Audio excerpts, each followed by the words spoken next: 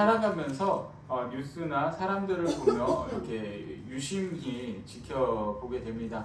사실 저도 이게 도시에서 자라고 도시에서 쭉 성장을 했기 때문에 좀 타인의 삶에 이렇게 관심을 갖지는 않았는데 목회자가 되면서 이렇게 좀 많이 관심 있게 보게 되죠.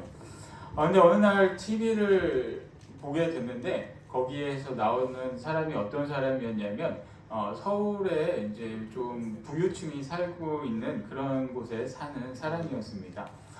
지금 몇 년 전 방송이라 지금의 시대랑은 좀 다를 수도 있겠지만 당시 그 서울에서 그 고급 아파트를 살고 있는 사람에 대해서 이렇게 나왔는데 당시 시가로 뭐 한 20억 정도 되는 그런 아파트에 살면서 차도 수억 원 되는 그런 차를 몰는 어떤 한 사람이 나오게 되었습니다. 근데 이 사람의 그 모습을 보면서 와 화려하다. 그 겉으로 볼 때는 참 멋진 요새 말로 플렉스한 삶을 살아가고 있구나라고 이렇게 생각을 할 수가 있는데 이 사람의 하루 일과를 보면서 이 사람이 먹는 것을 또 이렇게 방송을 통해서 나오게 됐는데 이 사람이 하루에 한 끼 먹는 것이 어떤 것이었냐면 작은 컵라면 하나였죠.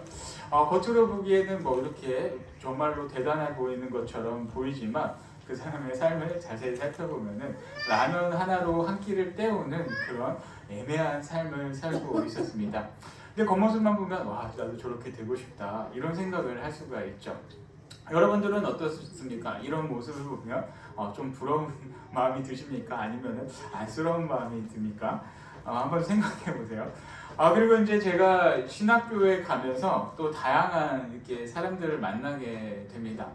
신학생들도 좀 계층들이 좀 달라요. 여러 부류의 사람이 있는데 이제 부유한 사람은 또 굉장히 부유한 그런 친구들이 있습니다. 동기 중에 이제 국정원장 아드님이 또 이제 저랑 가깝게 지내는 형님이 계시는데 이런 분들도 있는가 하면 또 지금 총회장님 우리 교단 총회장님 같은 경우도 저희 동기 형의 아버지 목사님이세요. 근데 그런 사람들을 보면은 정말 부유한 이렇게 환경 속에서 자라나게 되죠. 어렸을 때 자기는 가난하다고 해도 다른 사람들과 비교해 보면은 굉장히 많은 부를 누리는 사람들이 바로 이런 사람들이 있는데 근데 이제 반면에 저같이 이 농어촌교회 물론 예전에는 저희 아버지가 농어촌교회 목회자는 아니셨지만 나중에 이렇게 농촌교회 목회자가 되셨죠. 근데 저같이 이렇게 어렵고 힘든 그런 그 신학생들도 많이 있습니다. 그 중에 이제 기억나는 친구가 어떤 친구가 있었냐면 바로 이제 저랑 비슷한 그 목회자 자녀의 친구가 있었는데 저랑 나이도 같고 같은 고향 사람 청주의 그 사람이다 보니까 좀 티격태격하면서도 많이 정이 드는 친구였어요. 근데 사실 개인적으로는 이 친구를 좋아하지는 않는데 이 친구랑 같이 살다 보니까 이 친구의 그런 속속들이 많은 모습들을 보게 됐죠. 그때 이제 어떤 모습을 보게 되냐면 이 친구가 구멍난 셔츠를 입고서 이렇게 늘 생활을 하는 모습을 보게 됐습니다. 이 친구의 셔츠는 항상 구멍이 나 있어요. 그게 다 떨어진 것 사지 않고 자신을 위해서는 뭐 좀 약간 절약하는 모습들이 보이죠. 그런데 이 친구의 특징 중에 하나가 어떤 것이었냐면 자기에게는 이런 외적인 것에 돈을 잘 쓰지는 않지만 신학생들 보면은 어려운 친구들이 많이 있기 때문에 그런 친구들한테 밥 사는 데는 전혀 인색하지 않았던 그런 친구였습니다. 같이 밥을 먹더라도 뭐 학교 앞에 뭐 비싼 데는 아니지만 좀 그런 친구들이 있다면 자기가 먼저 가서 밥값도 내고 또 어려운 친구가 있으면은 자기도 돈은 없지만 살짝 가서 이렇게 주었던 그런 친구였습니다. 개인적으로 이 친구를 좋아하지는 않지만 그런 모습을 보면서 나도 저 친구의 저런 모습을 좀 본받아야겠다 그런 생각을 옛날부터 많이 하게 됐습니다. 여러분들은 어떠세요? 어떤 삶의 모습을 좀 살고 싶습니까? 이 시간 한번 고민해보는 그런 시간이 되었으면 좋겠습니다. 우리가 사회적으로 세상적으로 살아갈 때 정말 좋은 옷을 입고 좋은 집에서 살고 좋은 차를 타고 다니는 모습을 모두가 많은 사람들이 원합니다. 그리고 그렇게 살기 위해서 노력을 하고 그렇게 살지 못하는 사람들에게 너는 또 왜 그렇게 살아? 라고 생각을 하는 그런 사람들도 많이 있죠.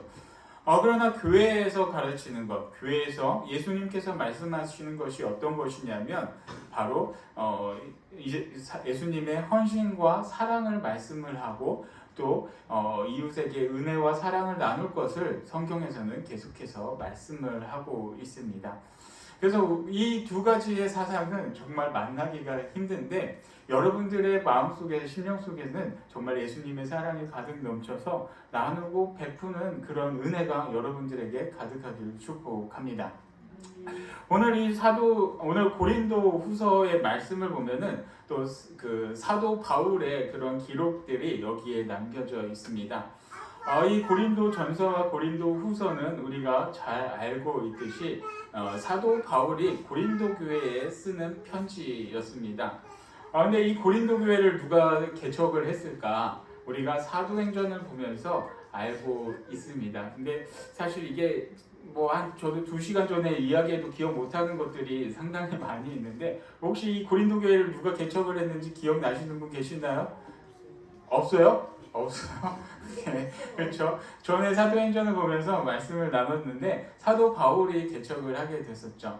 그리고 이 고린도 교회에 잠깐 동안 머물러 있다가 다시 다른 지역을 갔고 또 그곳에 에베소라는 곳에서 또 만난 아볼로라는 그 사람이 있었죠. 그래서 아볼로를 만나고 아볼로가 정말 이 율법에 대해서는 완벽하게 알고 있었는데 이 아볼로라는 사람에게 한 가지 모르는 게 있었어요. 그거 혹시 기억나시는 분 계세요? 계세요? 전에 말씀은 다 드렸는데 이렇게 물어보는 제가 나쁜 사람이죠. 이렇게 그때 이 아볼로를 만났는데 아볼로라는 사람이 몰랐던 이 것이 무엇이었냐면 바로 예수 그리스도에 대한 말씀을 전혀 알지 못했습니다. 그래서 율법에 대해서 다 알고 있지만 바로 예수 그리스도 전까지만 알고 있었죠. 그러다 보니까 이 사도 바울이 이 아볼로에게 예수 그리스도의 도를 갖다가 가르치고 바로 다시 파송한 교회가 이 고린도 교회였습니다. 근데 성경에서 기록하기를 이 아볼로라는 사람이 어떤 사람이었냐면 언변이 굉장히 훌륭한 사람이었다고 말씀을 하고 있죠. 외모도 훌륭했던 것 같아요. 자세하게는 모르지만 출중한 외모를 갖고 있었습니다. 반면 사도 바울은 어떤 사람이었냐면 많은 공부를 하고 학식에 있어서는 누구보다도 뛰어났던 사람이었습니다. 그리고 다양한 언어를 구사를 할 수가 있었죠. 그래서 유대인들 뿐만이 아니라 헬라인이나 그 로마인에게도 다 복음을 전하는데 아무런 문제가 없었던 사람이 이 사도 바울이었습니다.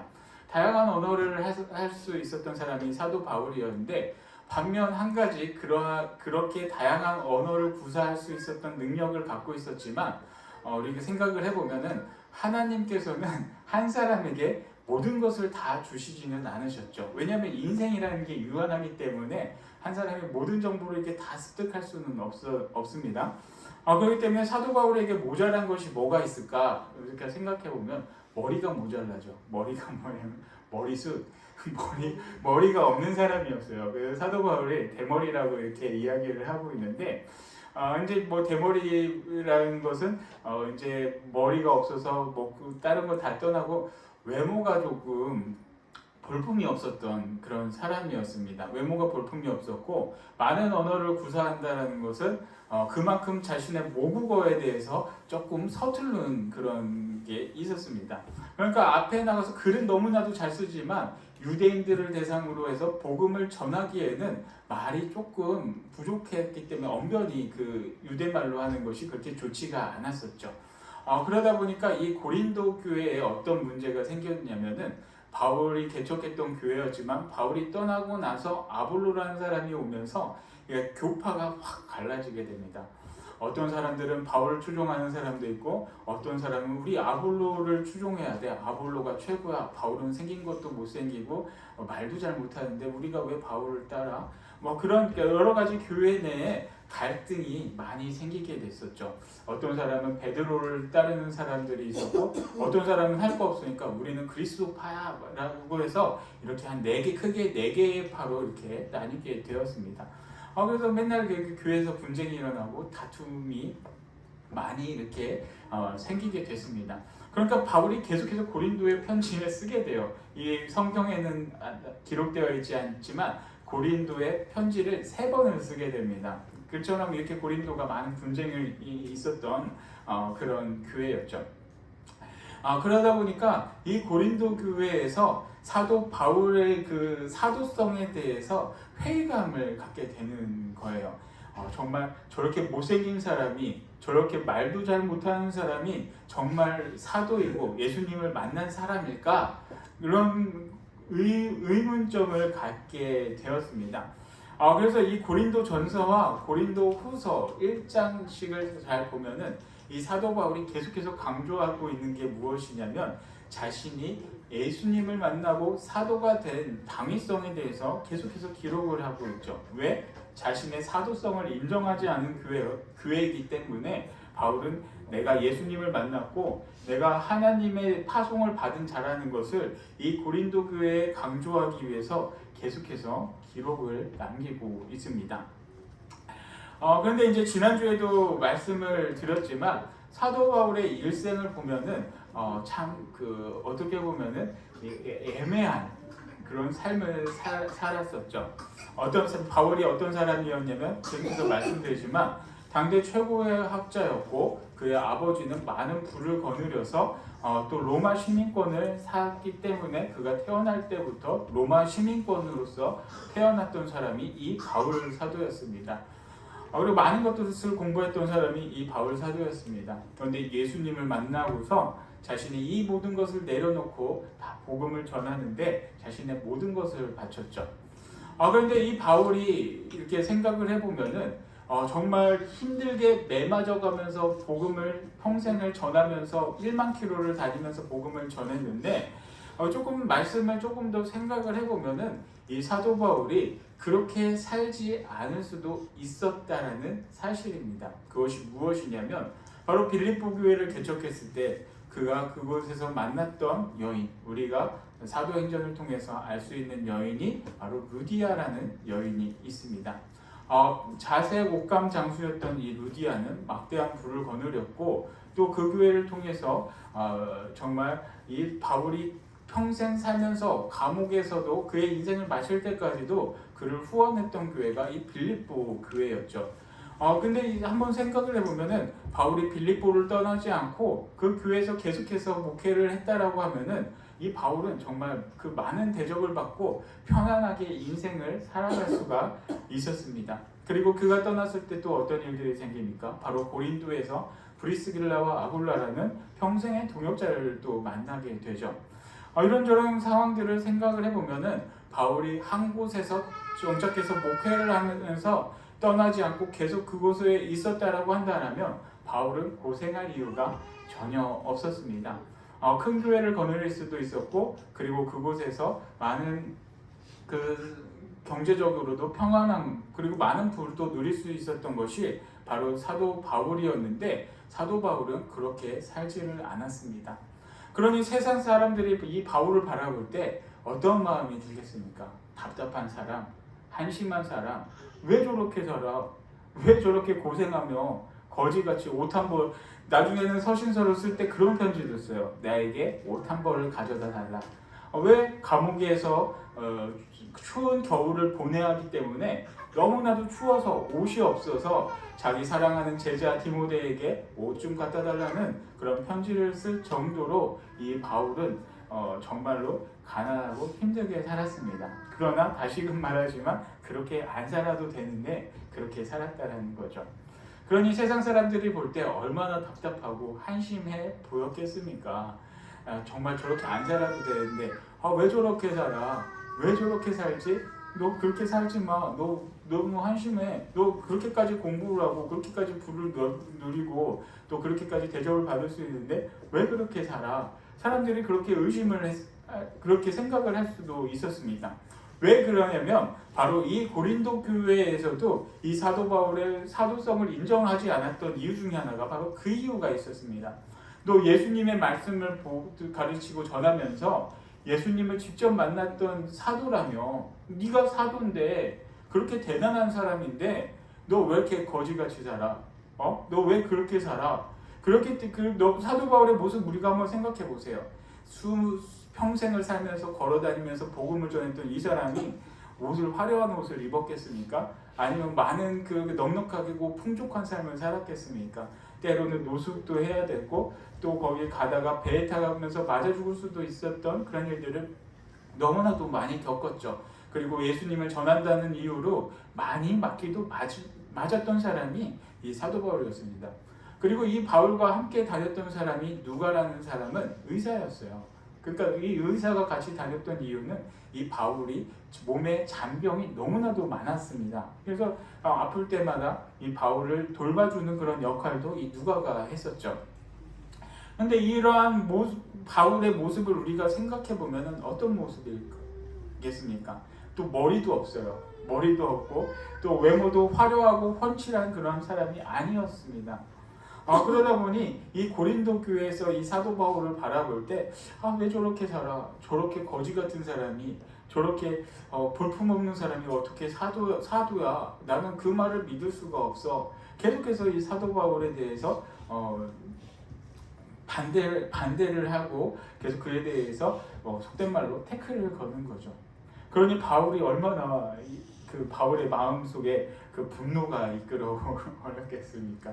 그러다 보니 이 편지를 계속해서 쓰게 되는데 여러분들 집에 가셔서 이 6장 1절부터 한번 시간 되실 때 천천히 묵상해 보시면 좋겠습니다. 그래서 바울이 여기 고린도 후서에다가 편지를 쓰면서 6장 1절에 이렇게 말씀을 기록하고 있습니다. 우리가 하나님과 함께 일하는 자로서 너희를 권하노니 하나님의 은혜를 헛되이 받지 말라. 뭐라고 기록하고 있습니까? 헛되이 받지 말라. 은혜를 헛되이 받지 말라라는 것이죠. 너희들이 예수님을 믿고 교회를 다니고 이 고린도 교회를 섬기고 있는데 너희들이 가치가 틀렸어. 너희들은 잘못된 생각을 갖고 있어. 하나님의 말씀, 예수님께서는 그런 가르침을 가르친 것이 아니라 정말 이런 것을 가르쳤어. 은혜와 진리와 사랑과 평안을 가르쳤어 라고 하면서 이 말씀을 계속해서 기록을 하고 있습니다. 그래서 이 말씀을 기록한 이유는 자신을 반대하는 그 고린도 교회 교인들을 향해서 사도 바울이 쓴 그 강력한 그런 말씀입니다. 그래서 이 바울 자신이 이 전하는 바울 자신 같은 그 하나님의 일꾼들 그런 사람들이 어떤 모습인지 이 사도 바울은 말씀을 하고 있죠. 그래서 7절 말씀부터 보면 진리의 말씀과 하나님의 능력으로 위의 무기를 좌우에 가지고 영광과 욕됨으로 그러했으면 악한 이름과 아름다운 이름으로 그러했느니라. 우리는 속이는 자 같으나 참되고 무명한 자 같으나 유명한 자요 죽은 자 같으나 보라 우리가 살아있고 징계를 받는 자 같으나 죽임을 당하지 아니하고 그리고 근심하는 자 같으나 항상 기뻐하고 가난한 자 같으나 많은 사람을 부유하게 하고 아무것도 없는 자 같으나 모든 것을 가진 자로다. 사도 바울이 바로 말씀하고 있는 것이 이 부분이죠. 너희들이 나를 이렇게 그런 모습으로 바라본다고 할지라도 그것은 너희들이 하나님에 대한 잘못 믿음을 받은 거야. 잘못된 그런 것을 가진 거야 라는 것을 바울은 확실하게 말씀하고 있습니다. 너희들이 나를 그렇게 바라보지만 나는 사실 이런 사람이야. 이런 사람이야 라고 말하면서 이렇게 말씀을 하고 있죠. 니들이 겉으로 볼 때 나는 아무것도 가진 것이 없는 것처럼 보이고 거지처럼 보이고 불쌍해 보이고 정말 별거 아닌 것처럼 보이지만 나는 이 땅에 하나님이 나와 함께 계시기 때문에 예수 그리스도로 인해서 이 땅의 모든 것들을 다 누리고 내가 모든 것을 다 할 수 있다는 것을 사도 바울은 이렇게 선포를 하고 있습니다. 바로 이러한 모습이 여러분들의 삶 가운데 있기를 바랍니다. 바로 근심하는 자 같으나 사람들이 보기에 좀 힘들어 보이고 불쌍한 자 같으나 여러분들 안에 항상 기뻐하고 또 여러분들에게 아무것도 없는 가난한 자 같지만 많은 사람을 부유하게 하고 또 아무것도 없는 사람 같지만 모든 것을 가진 자 바로 그런 사람이 사도 바울인데 바로 이런 모습이 여러분들에게도 있기를 바랍니다.